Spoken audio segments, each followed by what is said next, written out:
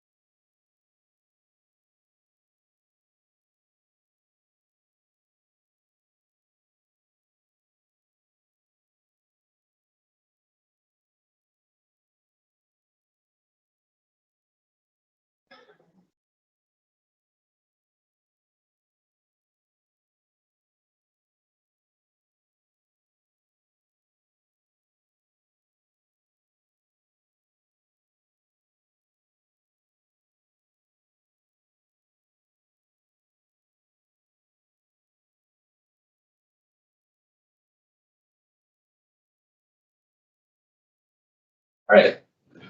Good morning. My name is Parole Officer Boyce. Today is Friday, January 17, 2025. This is hearing of the Connecticut Board of Pardons and Parole. Following board members are present this morning by stating their names on the record, certified they reviewed all statutorily required documents and available for information in preparation of this hearing. Good morning. I'm Jennifer Zaccanini. Good morning, Mike Holt. Deborah Smith Palmieri. Can you please state your name and inmate number for the record?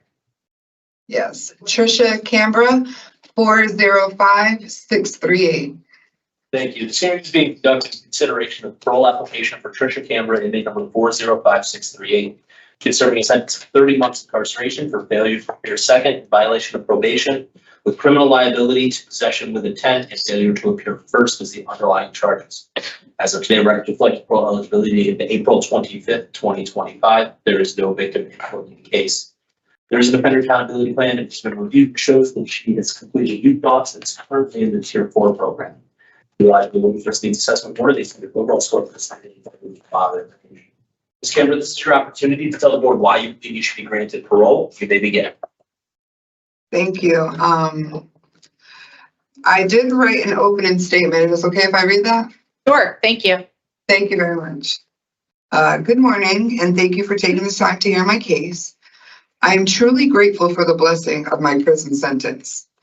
The days leading up to my probation violation and incarceration, I was not in a good place mentally and spiritually, especially due to the legal, housing, and financial situation and circumstances I had, with the added pain of being without my children who reside in South Carolina.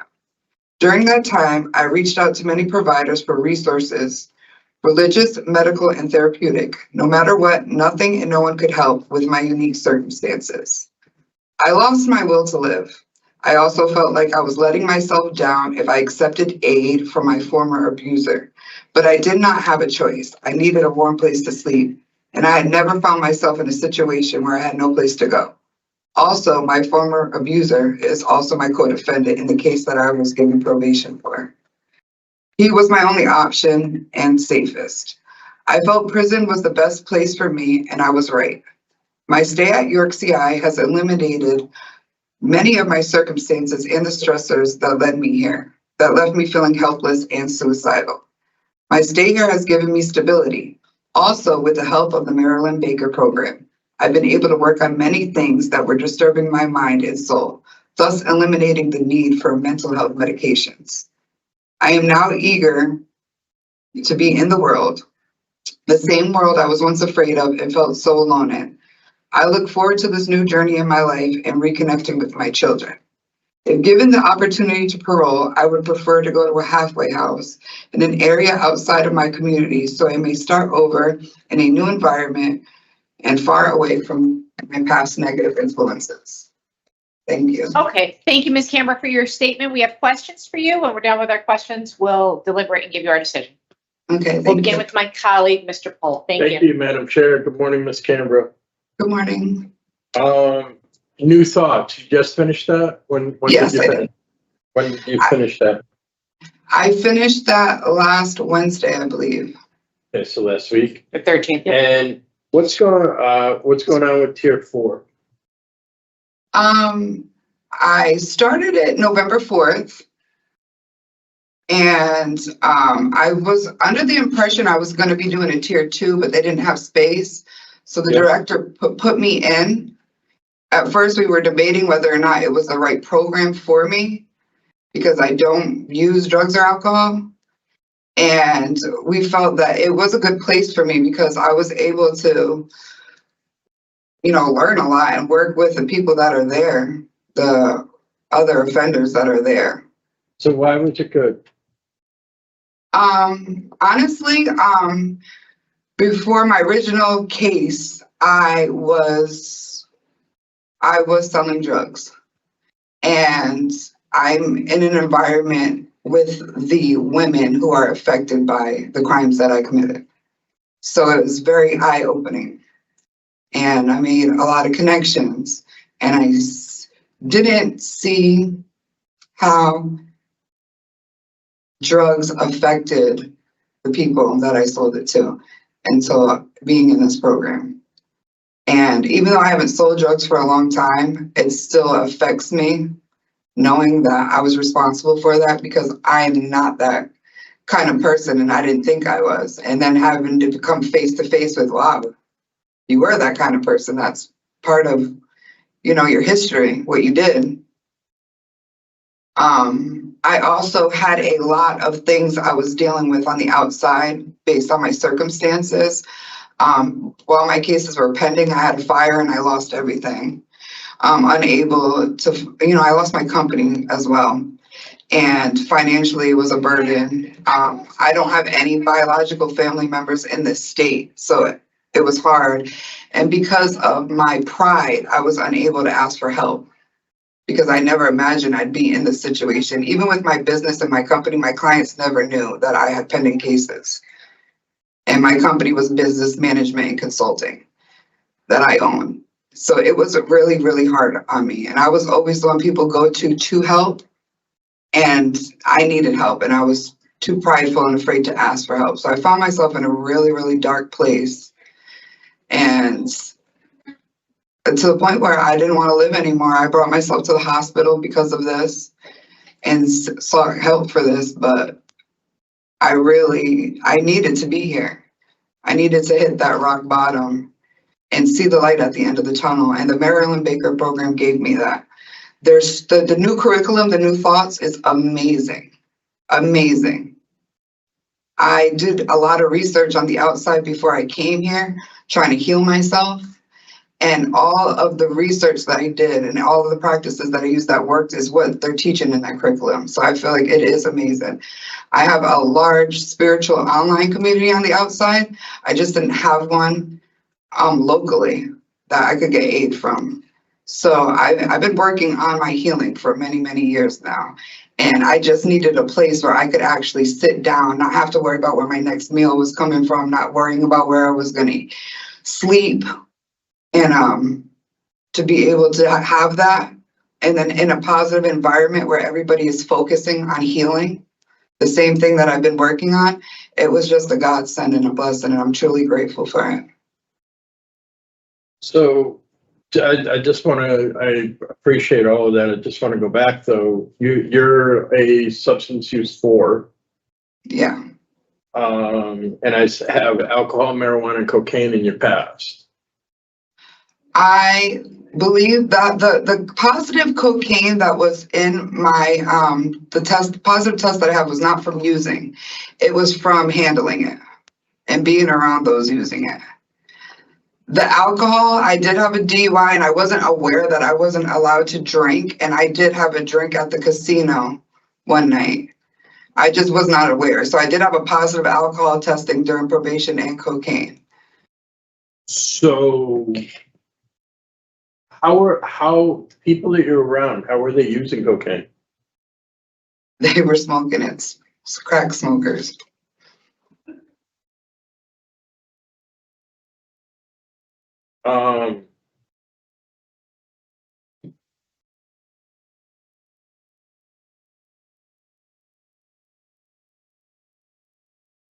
You know, that's a little bit of a struggle, right?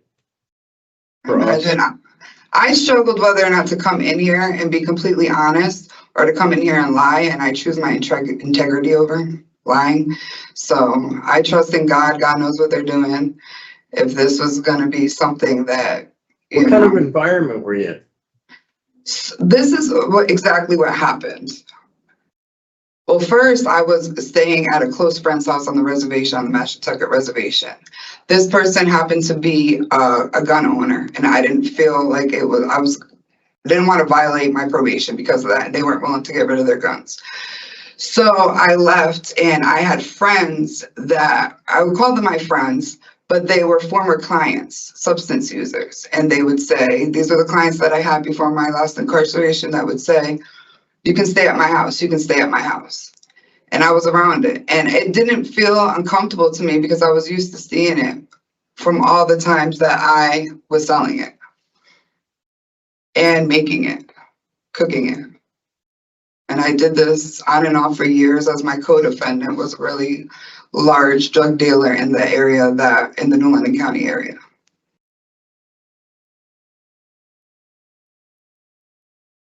You were actually doing some manufacturing? Yeah, we would cook the cocaine into crack in large quantities. This was years ago. My original case was 2016, but yeah. Talk to me about the spiritual community you're in on the outside. It's called what they call in the news, talks about a lot now, is New Age. I wouldn't necessarily call it that way, but a lot of the things in New Thoughts is pretty much what we teach and we practice. How to retrain your mind and work on the healing of your inner child, work through the traumas, not so much based on where you're at, but how did you get there? Be more aware of your feelings. A lot of meditation practices are in it. It's, being interconnected, understanding who you are. Forgiveness is a huge part of it. Gratitude is a huge part of it. So a lot of the stuff that you're learning in Maryland Baker. Yes, and this is, I just started the first class ever that they had of it in the Maryland Baker program and graduated it. And it's exactly everything that I was learning and working with my spiritual community on the outside. So I think it's amazing, amazing, amazing.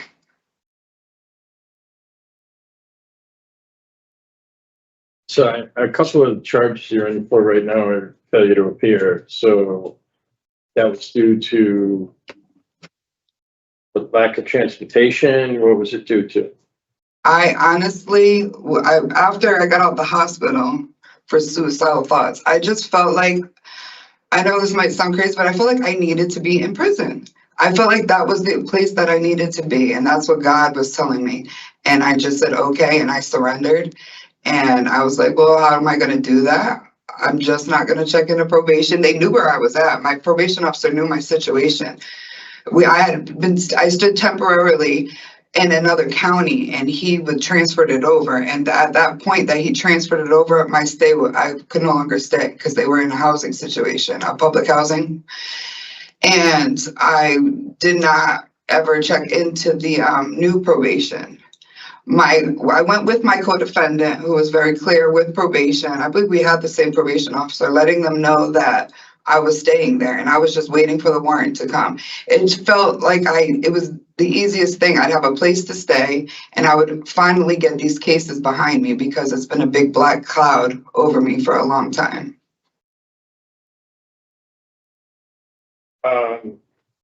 And so part of the violation was not showing up for mental health groups and substance use groups.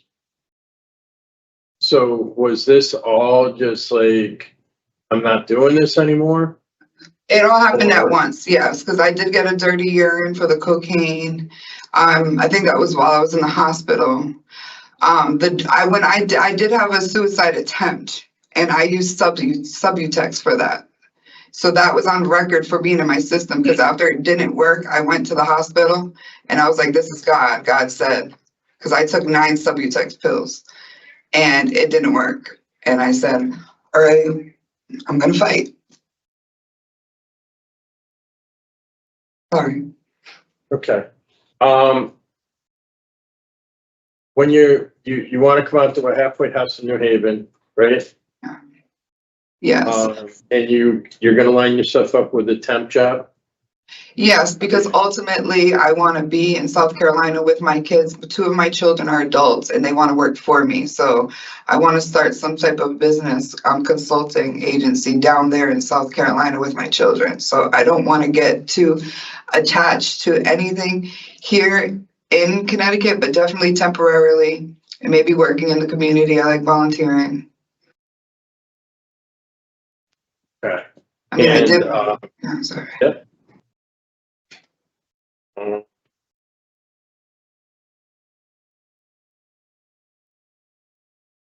And last question, when does Tier 4 end? It's going to go hand in hand right at around the same time that if I were to be granted parole at my release date. May 4th is when it ends. Yeah. Okay. I don't have anything. Thank you. Yeah. Ms. Cambra, I just want to clarify a few things. Yes. Your co-defendant, who you said was abusive, is that Rashim? Yes. Where is he? Where do you stand with him now?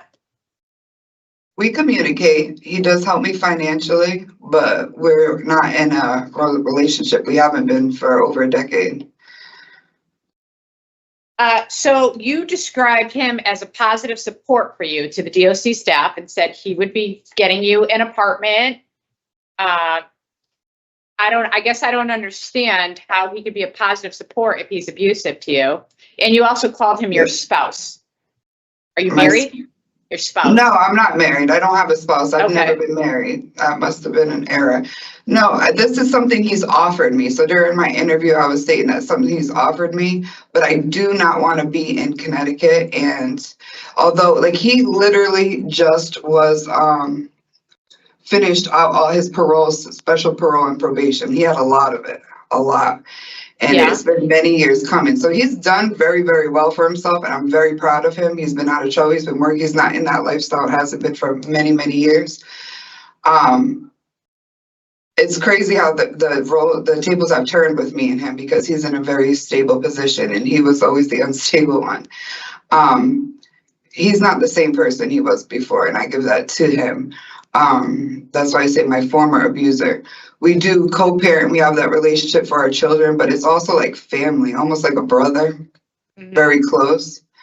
But I know as a relationship is very toxic. He has his own place. He's offered to help me out in that way. I really don't want it because I don't want to feel Right, so you're obligated. contradicting yourself, because when you're telling the Yeah. staff at DOC that he's gonna get you, set you up with an apartment when you're released, and you just told us you want to go to South Carolina to be with a couple of your children, I mean, what's your plan? No, I stated in the interview that he offered that, and I hadn't decided yet. I really didn't give it much thought. I was asked, what options do I have? And I gave them.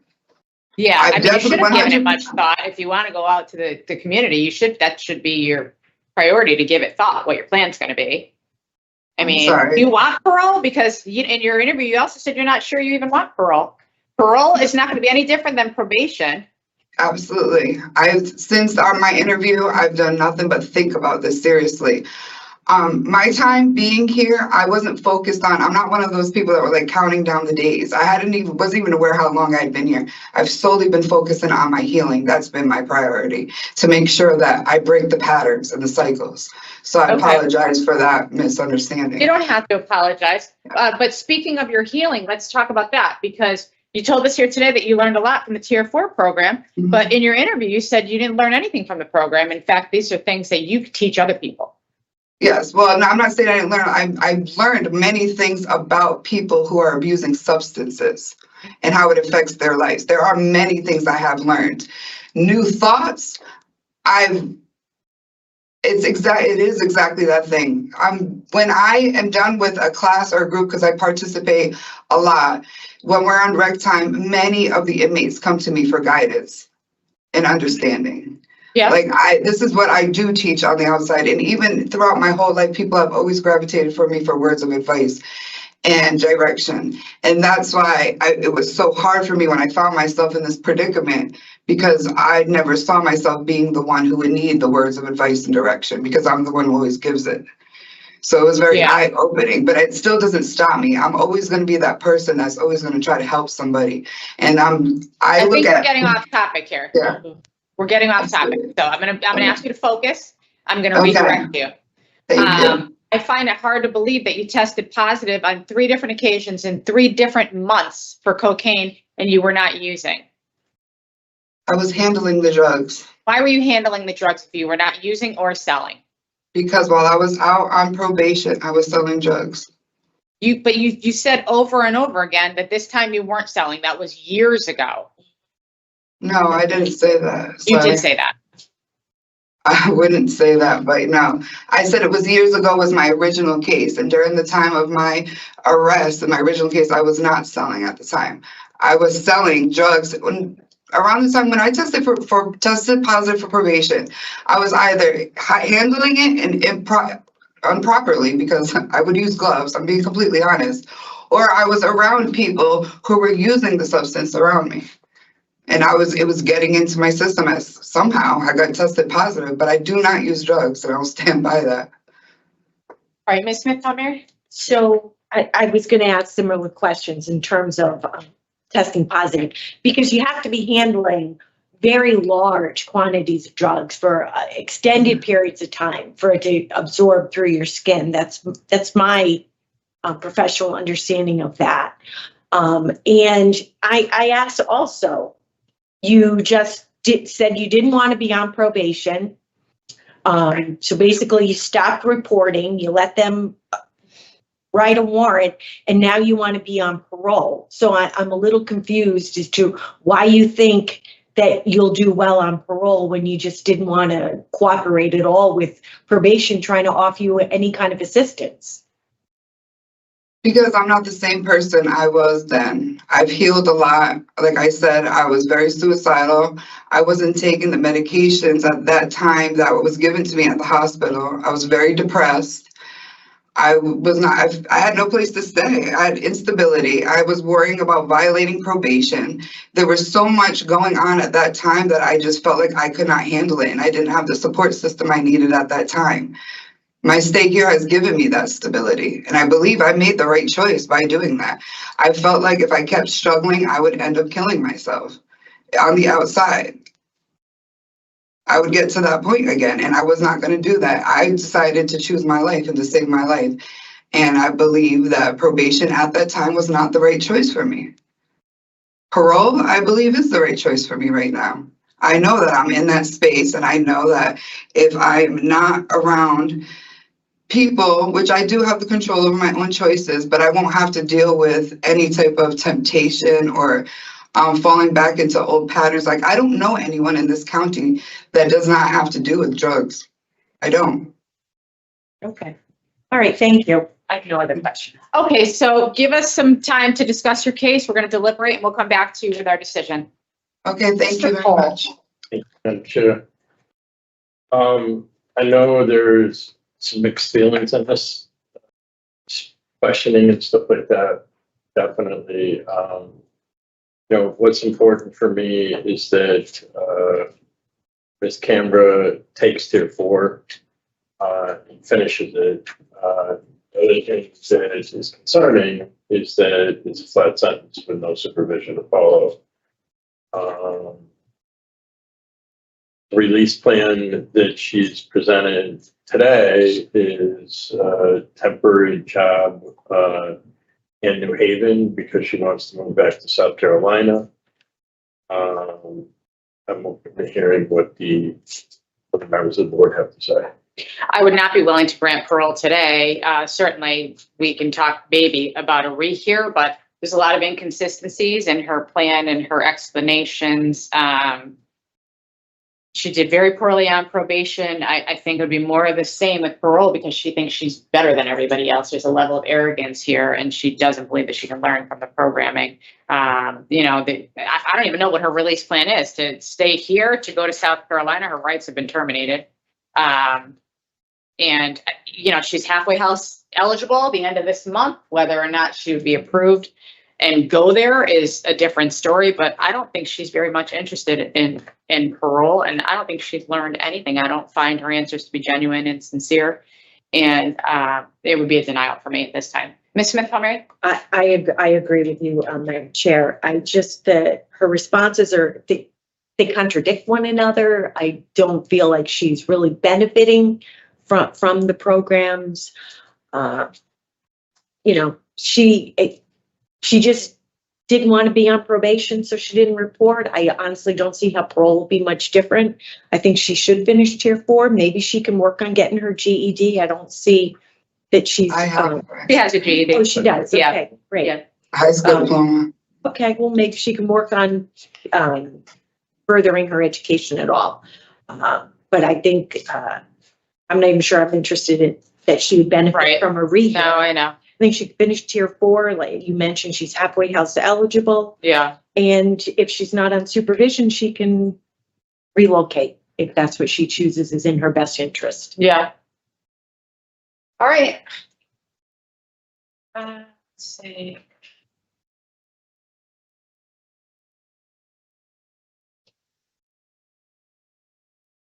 Performance on probation, current offense committed on probation. And Yeah, oh, sorry. offended- Inadequate looking at evidence the of offense change. All right, inadequate evidence of offender change, poor performance on probation. I'm sorry, what was and it? the current offense committed while on probation. I mean, They're one and the same. I would pick one, yeah. I'd say poor performance is more important. All right, in the matter of Trysha Cambra, inmate number 405638, I'll move to deny parole for the following reasons: inadequate evidence of offender change and poor performance while on probation. Is there a second? Second. All in favor? Aye. Aye. All right, we wish you the best. Thank you very much. This concludes here. Trysha Cambra, 6.